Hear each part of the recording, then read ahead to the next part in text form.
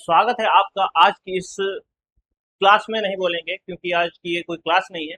ये उन बच्चों का भविष्य है जो आज की इस वीडियो में आ जाएगा, उसका भविष्य बन जाएगा।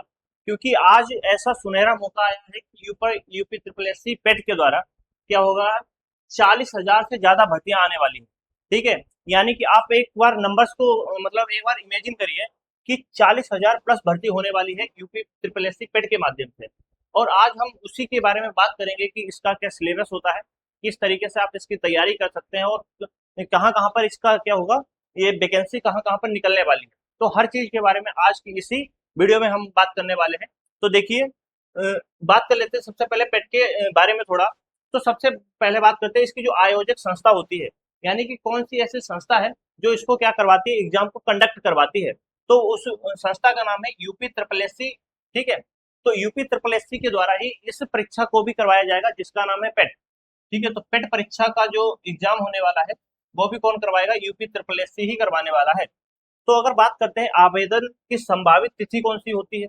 अब देखिए, जो यूपी पेट जो आने वाला है उसकी जो संभावना है, या तो जून में आ जाएगी या तो फिर जुलाई में आएगी। ठीक है, लेकिन आपको जुलाई तक आपको देखने को मिल जाएगी इसकी वैकेंसी, यानी कि इसके फॉर्म पड़ना स्टार्ट हो जाएंगे जुलाई में।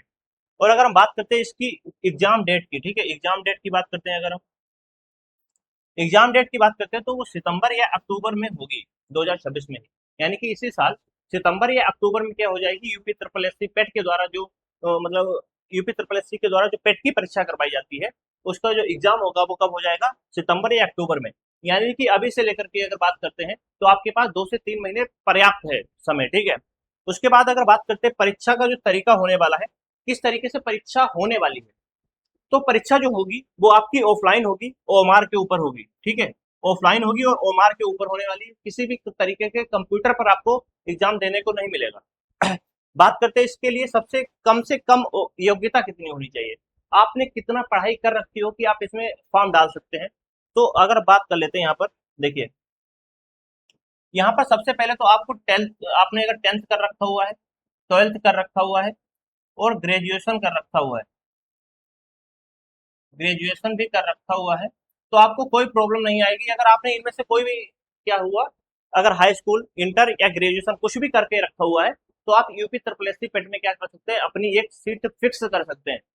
ठीक है, बात करते हैं एज कितनी है। तो आप अभी चाहे जवान हो, यानी कि 18 साल के हुए हो, या आप गृहस्थ आश्रम क्या बोलते हैं उसको, गृहस्थी में पढ़ चुके हैं, यानी कि आपकी शादी वगैरह भी हो चुकी है, तब भी आप 40 वर्ष तक क्या होगा, यहाँ पर एग्जाम के लिए क्या हो सकता है, एलिजिबल है। और बात करते हैं इसकी जो वैधता रहने वाली है 3 वर्ष। यानी कि अभी तक क्या था कि जो पेट की जो हो रही थी परीक्षा, उसका 1 साल के लिए होता था, यानी कि हर साल पेट की परीक्षा कराई जाती थी, एवरी ईयर। ठीक है, एवरी ईयर क्या हो रही थी, परीक्षा हो रही थी। और बच्चे वहां पर अगर स्कोर कर लेते थे तो बढ़िया था, नहीं कर पा रहे थे तो वहां पर दिक्कत आती थी। बट अब क्या हुआ है, जो यूपी तपलसी है उसने एक बहुत ही अच्छा मौका दिया है, यानी कि 3 सालों के लिए क्या हो रहा है, इसकी वैधता मिल रही है। बट आपको इसके ऊपर डिपेंड नहीं रहना है कि 3 साल वैधता मिल रही तो अगली साल हम फॉर्म डाल देंगे। इस बार आपको फॉर्म डालना ही है, क्योंकि अभी बीच में क्या हुआ था कि पेट की जो था एग्जाम हुआ ही नहीं था पेट का।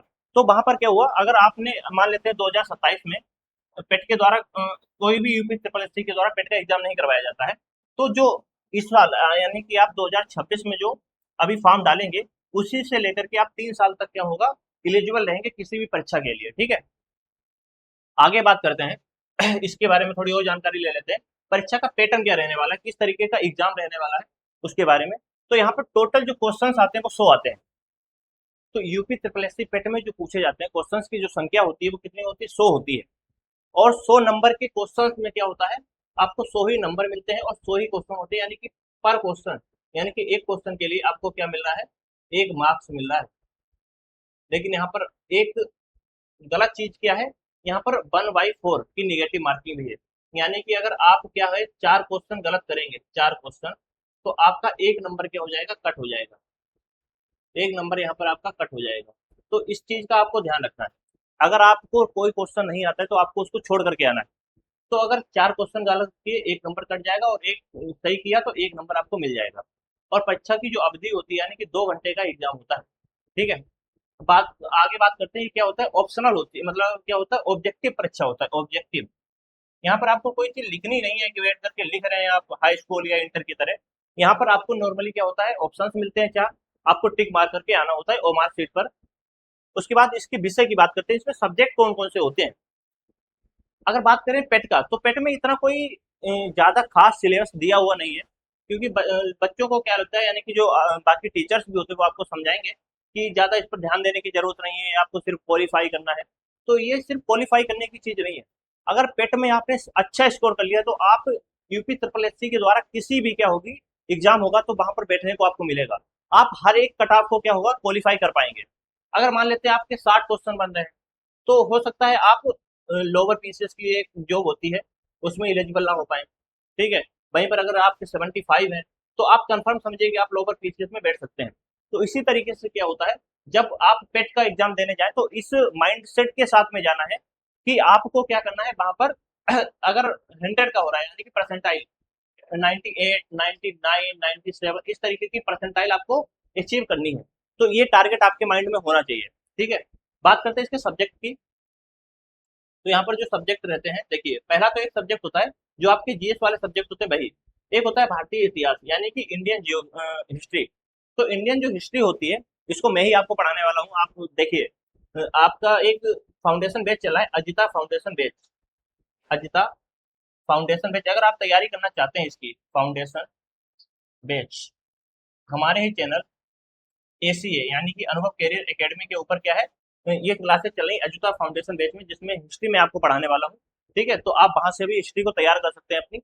तो बात करते हैं दूसरा कौन सा होता है, इंडियन नेशनल मूवमेंट। देखो इंडियन हिस्ट्री में क्या होती है, दो चीजें होती है, इनको विस्तार में भी जानेंगे। तीसरा अपना जो होता है भूगोल, इसमें पूछी जाती है कितने नंबर की, तो 5 नंबर का भूगोल आता है, 5 की मॉडर्न हिस्ट्री आती है और 5 नंबर की मेडाइवल। और उसी के साथ में बात करते हैं एंशियंट हिस्ट्री पूछी जाती है। भारतीय अर्थव्यवस्था यानी कि जो इंडियन इकोनॉमी होती है उसके भी 5 क्वेश्चन यहाँ पर आपको देखने को मिलते हैं। और अगर बात करते हैं संविधान और जो पॉलिटी की जो बात करते हैं, तो यहाँ पर भी क्या होता है 5 क्वेश्चन पूछे जाते हैं। सामान्य विज्ञान यानी कि फिजिक्स हो गया, केमिस्ट्री हो गया और उसी के साथ में बायोलॉजी, इनसे भी मिलाकर के कुल मिलाकर के 3 ही क्वेश्चन पूछे जाते हैं। तो आपको इतना ज्यादा हेडेक लेने की जरूरत नहीं है। तो 3 क्वेश्चन यहाँ पर आते हैं। हम तरीका भी आपको बताएंगे कि आप किस तरीके से तैयारी करेंगे कि आपकी ये 98, 99 और 97 आप वहां पर अचीव कर सकते हैं। प्रारंभिक मतलब अंक गणित, यहाँ पर मैथ के जो सवाल आते हैं वो 5 नंबर के आते हैं। बात करते हैं सामान्य हिंदी, वो भी कितने की 5 नंबर की आती है शायद, ठीक है। जो यहाँ पर सामान्य अंग्रेजी जो होती है वो भी 5 नंबर की होती है। बहुत सिंपल सी इंग्लिश पूछी जाती है, वो भी आपको 5 नंबर को देखने को मिलती है। बात करते हैं रीजनिंग की, तो रीजनिंग भी आपको 5 नंबर की यहाँ पर देखने को मिलती है। अब आप कहेंगे सर हर चीज 5 नंबर की है, कितने सब्जेक्ट यहाँ पर दे रखे हैं। अब यहाँ पर बात करते हैं करंट अफेयर की, सबसे मेन जो आता है वो करंट अफेयर ही आता है। तो करंट अफेयर्स की अगर बात करते हैं यानी कि जो यूपी की करंट अफेयर है उसके ऊपर आपको ज्यादा ध्यान देना पड़ेगा। इसके 10 क्वेश्चन आते हैं। अगर आपने इन 10 क्वेश्चन के ऊपर कमांड कर ली, ठीक है, हमारे ही मतलब जो फाउंडेशन बैच चला उसमें करंट अफेयर्स की क्लास चलेंगी। और जब इसका एग्जाम होगा तो आपको all in one video video मिल जाएगी, यानी कि एक वीडियो आपको मिलने वाली है ऑल इन वन वाली। ऑल इन वन यानी कि यहाँ पर क्या होगा, आपको हर चीज कवर करवाई जाएगी एक या दो वीडियोज के अंदर, ठीक है। और वो करवा रहे होंगे आपके अनुभव सर, ठीक है। तो अनुभव सर के द्वारा आपके लिए मैं कंडक्ट करवा दूंगा एक ऐसी क्लास करंट अफेयर्स की, जिसमें अगर 10 क्वेश्चंस का आता है तो उसमें से आप 6 से 7 क्वेश्चंस को इजीली कर पाएंगे वहां पर, ठीक है। अब अगर हम बात करते हैं यहाँ पर जनरल अवेयरनेस की, तो वहां पर भी क्या है 10 नंबर की आती है। और अगर बात करते हैं हिंदी जो गद्यांश होते हैं, तो हिंदी गद्यांश के लिए क्या होता है 10 नंबर की यहाँ पर हिंदी आती है। ये चीज आपको ध्यान रखनी है, हिंदी के लिए 10 नंबर, ठीक है। 5 नंबर उधर थे, 10 नंबर इधर हो गया। और ग्राफ की व्याख्या, मैथ के क्वेश्चन 5 उधर थे और 10 यहाँ पर मिल जाएंगे। ग्राफ यानी कि जो ग्राफ वगैरह होते हैं मैथ में, उनके ऊपर बात करते हैं अगर ग्राफ वगैरह, तो वो 10 नंबर की आती है। और इसके तालिका विश्लेषण वगैरह के भी 10 नंबर से आते हैं, यानी कि टोटल 100 नंबर आपके होते हैं। और उन 100 नंबर पर ही आपको क्या करनी है, कमांड करनी है, ताकि आप परसेंटाइल लेकर के आ पाए कौन सी 99, 98, 97 इस तरीके से, ठीक है। आगे देखते हैं। देखिए अब बात कर लेते हैं थोड़ा विस्तार से। तो इंडियन जो वो हिस्ट्री है, इंडियन हिस्ट्री में क्या पूछा जाता है, दो चीजें होती हैं।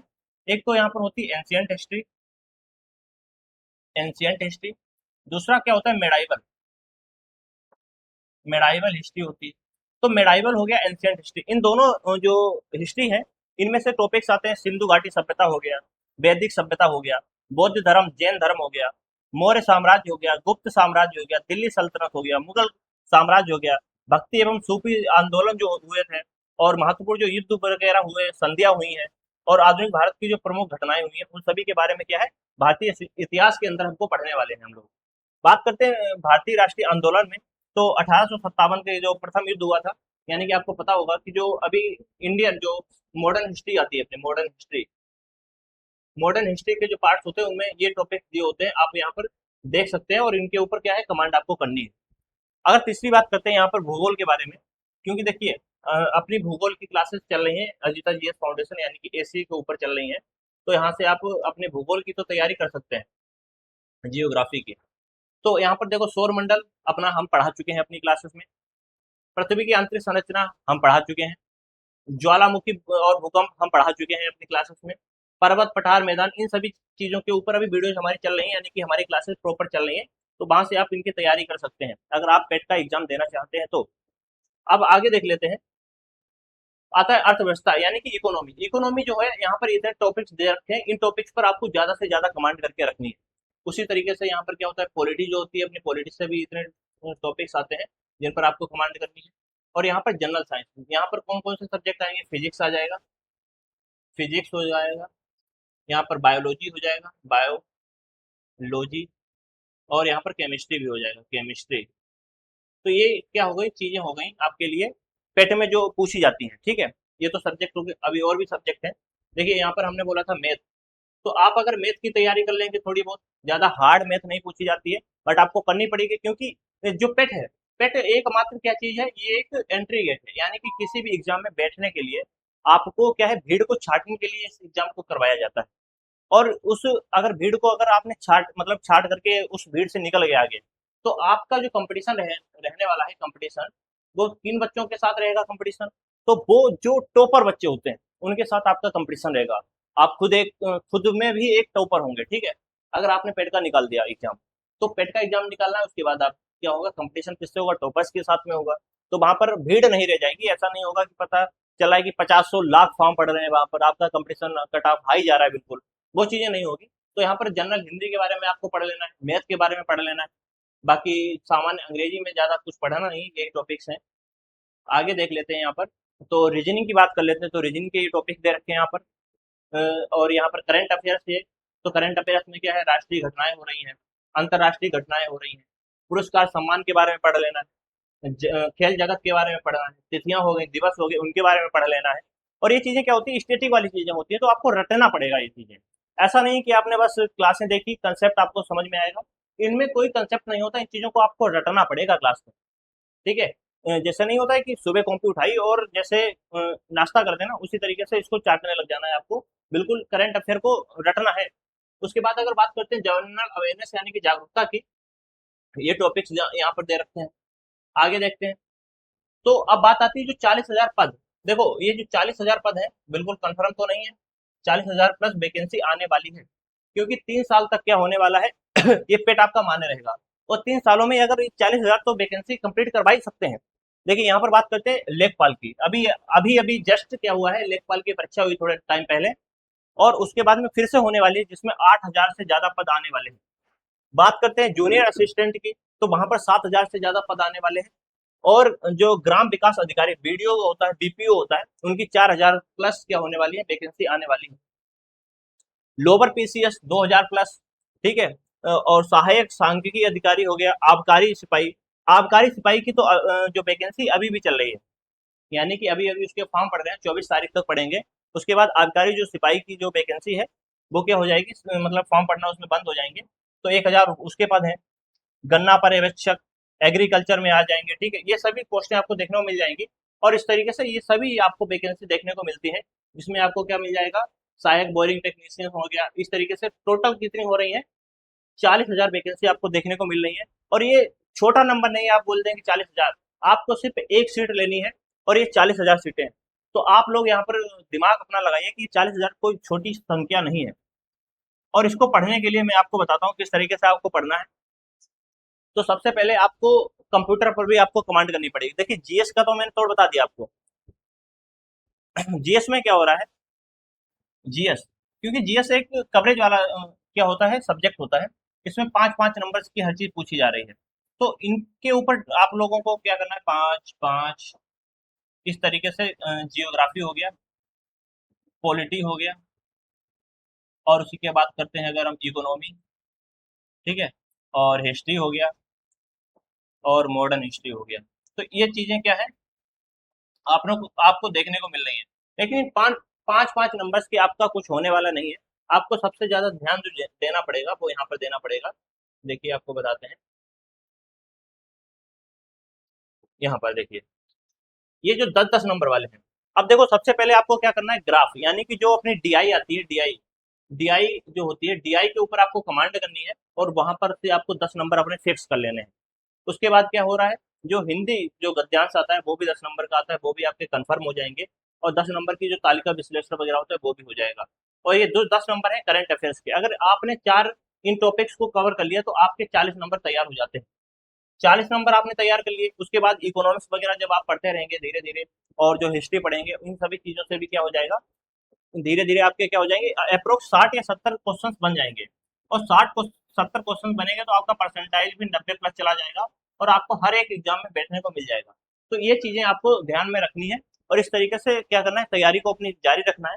और मैं आपको बता रहा था अपने कंप्यूटर के कोर्स के बारे में थोड़ा यहाँ पर। तो ये तो जीएस हो गया, और इसके लिए अजिता जीएस फाउंडेशन आपके एसीए चैनल पर देखने को मिल जाएगा, अनुभव कैरियर एकेडमी पर।